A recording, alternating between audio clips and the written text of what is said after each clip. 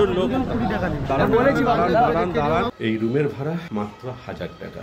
এই 1000 টাকায় আপনি ওল্ড দীঘাতে সি ফেসিং একটি হোটেল পাচ্ছেন। জোয়ারের জল যতক্ষণ এগিয়ে এসছে তার থেকে জনজোয়ারের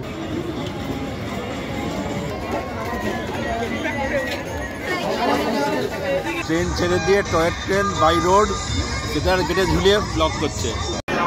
গুড মর্নিং ফ্রেন্ডস, আবারও নতুন জার্নি শুরু করেছি আজকে সাঁতরাগাছি স্টেশন থেকে টুয়ার্ডস দীঘার উদ্দেশ্যে। এই হচ্ছে WAP4 আজকের লোকোমোটিভ, যেটি আমাদের নিয়ে যাবে সাঁতরাগাছি থেকে দীঘা পর্যন্ত।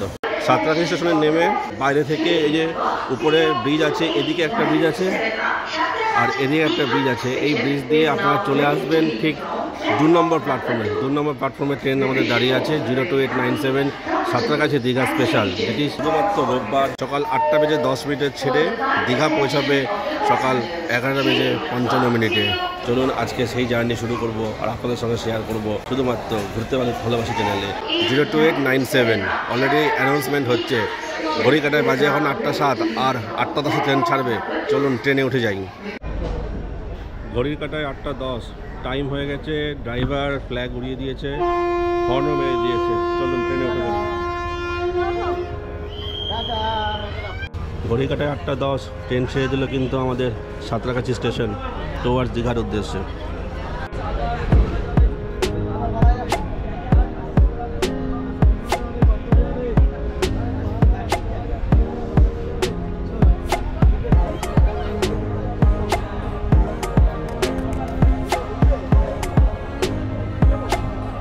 আমাদের পরবর্তী স্টেশন উলবেড়িয়া, 22 কিলোমিটার দূরে। ওখানে পৌঁছাবে সকাল 8টা বেজে 33 মিনিটে। তো দেখা হবে উলবেড়িয়া স্টেশনে।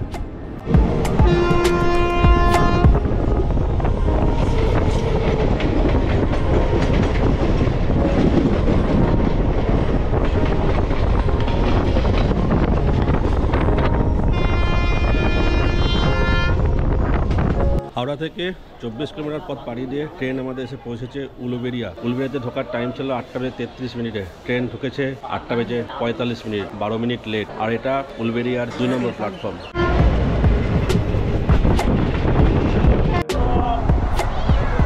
আর এই হচ্ছে এই ট্রেনের লেআউট। এদিকে 3 জন, এদিকে 3 জন, 6 জন।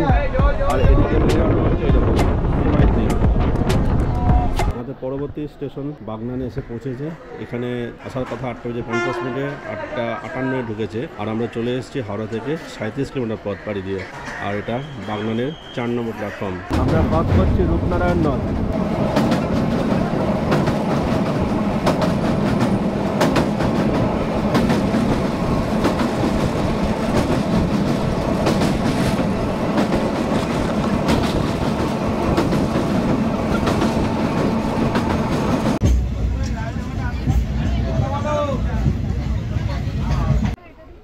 সাঁতরাগাছি স্টেশন থেকে 60 কিলোমিটার পথ পাড়ি দিয়ে আমাদের ট্রেন এসে গেছে মেচেদা স্টেশনে। এখানে ট্রেন ঢোকার টাইম ছিল 9টা বেজে 6 মিনিট। ট্রেন এসে পৌঁছেছে 9টা বেজে 18 মিনিটে, অর্থাৎ 12 মিনিট লেট কিন্তু ট্রেন এখানে ঢুকেছে। আর ট্রেন এসে দাঁড়িয়েছে 5 নম্বর প্ল্যাটফর্মে। এই লাইনটা চলে গেল টুয়ার্ডস চেন্নাইয়ের দিকে, বিশাখাপত্তনমের দিকে। আর আমরা এই বাদিকে চলে এলাম টুয়ার্ডস দীঘার উদ্দেশ্যে। পাঁশকুড়ার ঠিক আগে, এটাকে পাঁশকুড়া লিঙ্ক কেবিন থেকে আমরা টার্নিং নিলাম হচ্ছে বাদিকে।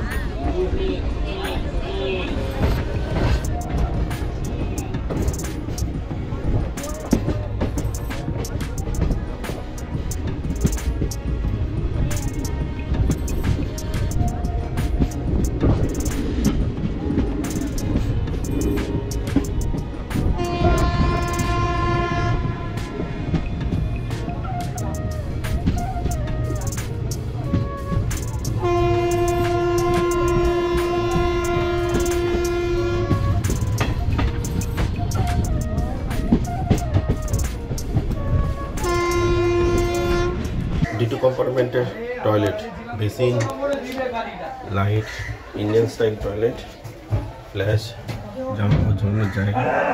পরিষ্কার কিন্তু খুব একটা না, মোটামুটি জল জমে আছে তখন এখানে। সাঁতরাগাছি থেকে 145 কিলোমিটার পথ পাড়ি দিয়ে আমরা চলে এসেছি কাঁথি স্টেশনে। এখানে ট্রেন এসে পৌঁছানোর কথা ছিল 10টা বেজে 44 মিনিটে। ট্রেন এসে পৌঁছেছে 10টা বেজে 52 মিনিটে। আর এটি কাঁথির 1 নম্বর প্ল্যাটফর্ম। তো বন্ধুরা, আমরা এসে পৌঁছেছি এখন দীঘা স্টেশনে। দীঘা স্টেশনের 2 নম্বর প্ল্যাটফর্মে ট্রেন এসে দাঁড়িয়েছে। ট্রেন নির্দিষ্ট টাইমের থেকে কিন্তু প্রায় 20 মিনিট আগে ট্রেন ঢুকে গেছে। এখানে টাইম ছিল 11:55 আর এখানে এসে পৌঁছেছে 11:35। চলুন আমরা এবার সামনের দিকে যাব, দেখি কি কি আছে। দীঘা থেকে সাঁতরাগাছি যাওয়ার পর্যন্ত লোকাল ইউমু ট্রেন 3 নম্বর প্ল্যাটফর্মে দাঁড়িয়ে আছে। এটি এখান থেকে একটু পরে ছেড়ে যাবে, আমি টাইমটা বলে দেবো একটু পরে। শ্রেণীগত বিন্যাসের দিক দিয়ে বলতে গেলে আমরা যে ট্রেনে এসেছি 02897 সাঁতরাগাছি দীঘা স্পেশাল ট্রেন। এখানে আছে টোটাল 6টা রিজার্ভ কোচ, আর পুরোটাই কিন্তু সেকেন্ড সিটিং, আর সামনে আর পেছনে 2টো আছে এসএলআরডি। আর জেনারেল কোচ বলতে ওই এসএলআরডির কিছু পোর্শনেই জেনারেল কোচ। আর পুরো ট্রেনটাই কোনো কিন্তু এসি বা প্যান্ট্রি কার এসব কোনো সিস্টেম কিন্তু নেই। তো আপনারা যখন সকালবেলা আসবেন, সঙ্গে ব্রেকফাস্টের জন্য কিছু টিফিন সঙ্গে রাখবেন। আর ট্রেনে কিন্তু প্রচুর পরিমাণ খাবার ওঠে, সেখান থেকেও খাবার আপনারা খেয়ে নিতে পারেন। আমরা যে ট্রেনে এলাম, এই ট্রেন আর কিছুক্ষণ পরে কিন্তু এখান থেকে ফিরে যাবে টুয়ার্ডস আবার সাঁতরাগাছির উদ্দেশ্যে। শিডিউল টাইম খুব সম্ভবত যেটা মনে পড়ছে 12:35 নেওয়ার। দীঘা স্টেশনের বাইরে বেরোই, বাইরে থেকে দেখি টোটো গাড়ি কি পাওয়া যায়। প্রচুর গাড়ি পাওয়া যাবে আশা করি। তো সেখানে গিয়ে আপনার ডিটেলস বলছি, আপনারা যেখানে যাবেন সেখানের কার হোটেলের নাম বলবেন, বা যদি হোটেল বুক না থাকে আপনারা কিন্তু এখানে এসে স্পট বুকিংও করতে পারবেন। প্রচুর হোটেল আছে নিউ দীঘা, ওল্ড দীঘা, এদিকে চত্বরে। এই হচ্ছে বাইরে বেরোনোর রাস্তা। এখান থেকে আপনারা বাইরে বেরোবেন, মেন গেট এটা, গেট দিয়ে আপনারা বাইরে যাবেন। প্রচুর গাড়ির জন্য কিন্তু লোকজন আছে, গাড়ি ঘোড়া টোটো অটো পাওয়ার জন্য। আর এদিকে দেখুন টিকিট কাউন্টার, আপনারা এখান থেকে জেনারেল টিকিট কেটেও যেতে পারেন। আর এখানে আপনাদের দেখিয়ে দিলাম কী কী ট্রেন এখান থেকে পেয়ে যাবেন আপনারা, তার ডিটেলস এখানে দেওয়া আছে। দেখুন এখানে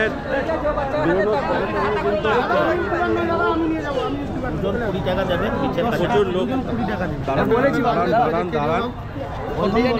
যেখানে যাবেন বলবেন প্রথমে বলেছি আপনাকে নিয়ে যাবো। ওল্ড দীঘা কত?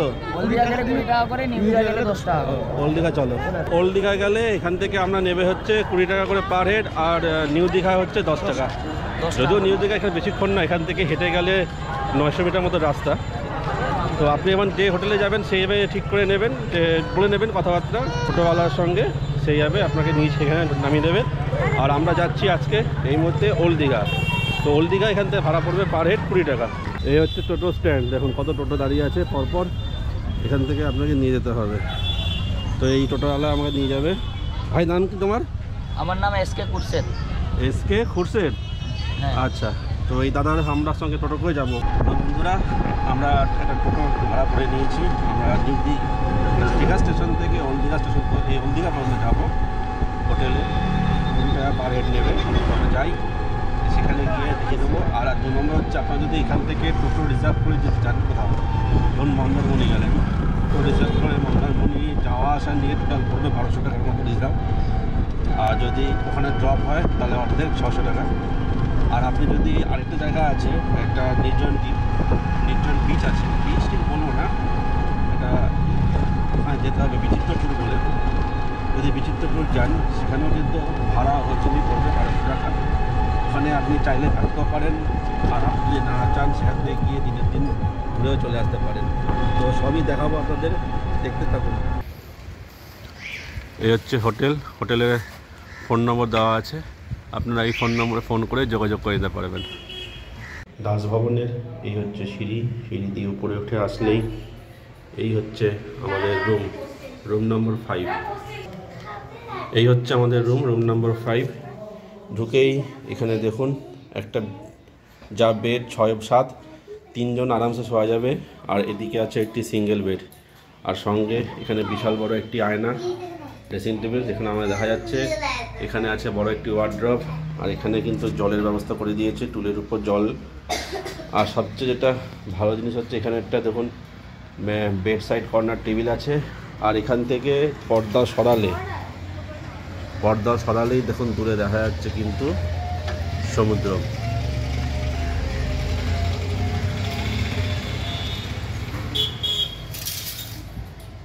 এই হচ্ছে রুম, টিভি আছে, যদি টিভি চলছে না। আর এই হচ্ছে রুম, আর তার সঙ্গে এই হচ্ছে বাথরুম। কল আছে, ওয়েস্টার্ন স্টাইল কমোড, বেসিন, আয়না, গিজার আছে, চলছে অলরেডি, শাওয়ার আছে, ছিমছাম এবং পরিষ্কার পরিচ্ছন্ন। আর এখানে আছে এসি। এসি নিয়ে সি ফেসিং হোটেল মাত্র 1000 টাকা। এসি, গিজার সব কিছু পাবেন। আর এই জানলার পাশ থেকে আপনি দেখতে পারবেন সুন্দর সমুদ্র। সামনে যে দূরে হোটেলটা দেখা যাচ্ছে এটা হচ্ছে সি হক হোটেল, তার পাশ দিয়ে সৈকত আবাসের ঠিক পিছন দিকেই এই হচ্ছে হোটেল দাস ভবন। ছিমছাম একটি হোটেল, কোনো আহামরি এরকম সুপার লাক্সারিয়াস ফেসিলিটিস কিন্তু এখানে পাবেন না, কিন্তু 1000 টাকায় পুষ্টিকর খাবার যদি পেতে চান থাকার জন্য, এবং বাথরুম পরিষ্কার আর যা যা মোটামুটি অ্যামিনিটিস আছে ঠিকঠাক মোটামুটি হয়ে যাবে। আর এটা কিন্তু 4 বেডের রুম, এদিকে 3 জন শুতে পারবেন আর এদিকে একটা সিঙ্গেল। আর এখানে দেখুন আপনার জন্য রেস্টুরেন্টের মেনু কার্ড আছে, রিমোট আছে, যদিও টিভি চলছে না, ওয়াটার জলের জগ আছে, বড় একটি আয়না, ওয়ার্ড্রপ, এই হচ্ছে বাথরুম। এই রুমের ভাড়া মাত্র 1000 টাকা। এই 1000 টাকায় আপনি ওল্ড দীঘাতে সি ফেসিং একটি হোটেল পাচ্ছেন। এর থেকে কমে আমার মনে হয় না সি ফেসিং কোনো হোটেল আপনারা পাবেন। তো আপনারা যখন আসবেন আমি স্ক্রিন এবং ডেসক্রিপশন বক্সে এই হোটেলের কন্ট্যাক্ট নম্বর দিয়ে দেবো, আপনি যোগাযোগ করে অবশ্যই কিন্তু এই হোটেলে আসবেন। 1000 টাকায় সি ফেসিং হোটেল শুধুমাত্র ওল্ড দীঘায় এইখানে। গ্রাউন্ড ফ্লোরে ট্রিপল বেডের রুম, নন এসি। রুম পরিষ্কার হচ্ছে, ভিতরে ঢুকলাম না। টিভি, চেয়ার, টেবিল, বিছানা, আর ওদিকে আছে বাথরুম। তো বন্ধুরা, আমি এখন দাঁড়িয়ে আছি নিউ দীঘা সি বিচে। আমি দাঁড়িয়ে আছি সি বিচের বোল্ডারের উপরে, আর এখানে জনসমাগম দেখুন। আজ ছুটির দিনে এই নিউ দীঘা সি বিচে জনগণের জনজোয়ার দেখুন। জোয়ারের জল যতক্ষণে এগিয়ে এসছে তার থেকে জনজোয়ারের এই জায়গাটা কিন্তু পুরো প্লাবিত হয়ে উঠেছে। চারিদিক জনজোয়ার দেখুন। বিকেলে সন্ধ্যের সময় ফ্যামিলি মেম্বার বা বন্ধুবান্ধবকে নিয়ে চলে আসুন আপনারই হোটেলের পাশে বা ওল্ড দীঘার এই সুন্দর বিশ্ব বাংলা পার্কে। বিশ্ব বাংলা পার্কে আপনি এখানে আপনার কোয়ালিটি টাইম স্পেন্ড করতে পারবেন। আর তার সঙ্গে যদি সঙ্গে কচিকাঁচা থাকে তাহলে এই গাড়িতে আপনি কিছুক্ষণ তাদেরকে ড্রাইভ করাতে পারেন। 100 টাকার বিনিময়ে আপনাকে 10 মিনিট এরা আপনার এই পার্ক চত্বরটা ঘুরে দেখাবে। আর তার সঙ্গে ঘোড়ার রাইডও কিন্তু এখানে আছে।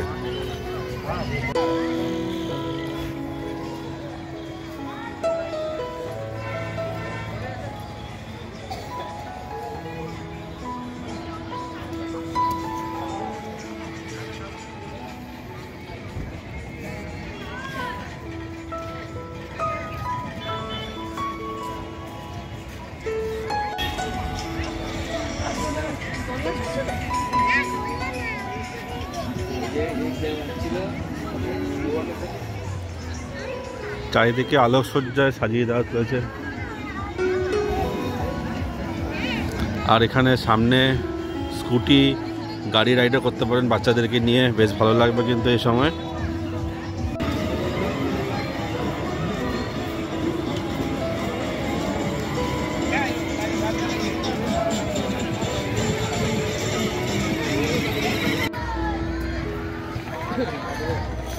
সহজ পাঠের চিত্র এবং লেখা এখানে কিন্তু তুলে ধরা হয়েছে। আর এই বিশ্ব বাংলা পার্ক ঘুরতে কিন্তু আপনাদের বেশ ভালো লাগবে। আপনার পুরো সন্ধ্যাটা এখানে বেশ ভালো সময় কাটবে, এবং তার সঙ্গে বাচ্চাদের নিয়ে আসলে কিন্তু, এবং যাকে নিয়ে আসুন, গার্লফ্রেন্ড নিয়ে আসুন, বন্ধু বান্ধব নিয়ে আসুন, বেশ ভালো লাগবে কিন্তু।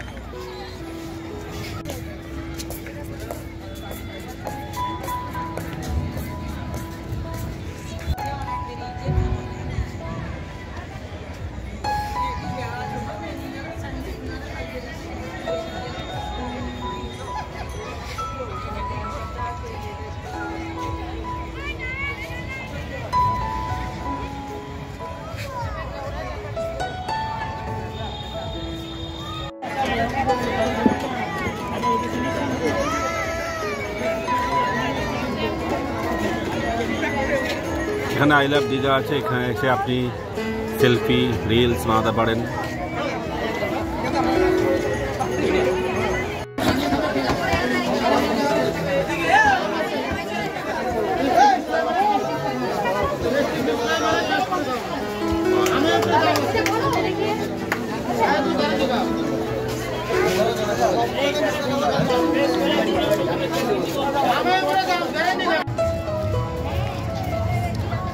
এই হচ্ছে ঢেউসাগরের মেন গেট।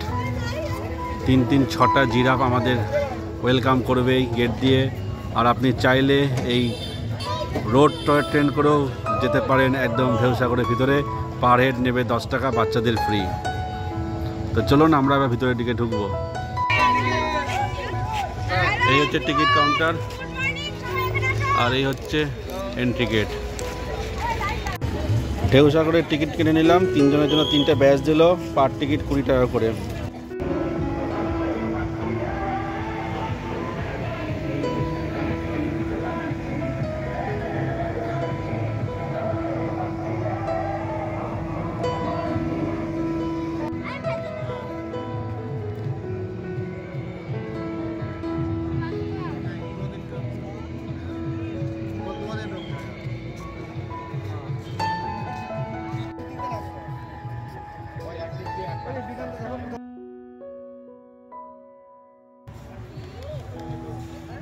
ঢেউসাগর পার্কের অভ্যন্তরে রাতের দৃশ্য সুন্দরভাবে সেজে উঠেছে আলোকসজ্জায়। আর এখানে আছে জিপ লাইন, আপনারা চাইলে এই জিপ লাইনও করতে পারেন যারা অ্যাডভেঞ্চার পছন্দ করেন।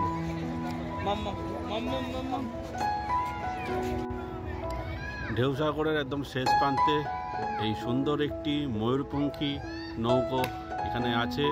আপনারা চাইলে এখানে এসে এই ময়ূরপঙ্খী সাক্ষী হয়ে কিছু ছবি তুলতে পারেন এবং তার সঙ্গে ভিডিওগ্রাফিও করে নিতে পারেন। রাতের অন্ধকারে এই ময়ূরপঙ্খী নৌকোকে কিন্তু বেশ ভালো লাগছে।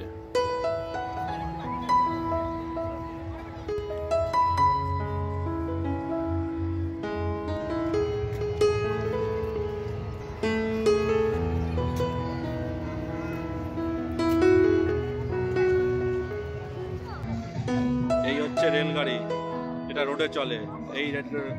এই রেলগাড়ি করে আমরা এখান থেকে যাব হচ্ছে গেট পর্যন্ত বাইরে। আর আশেপাশে দেখুন বিভিন্ন ধরনের অ্যাক্টিভিটি চলছে।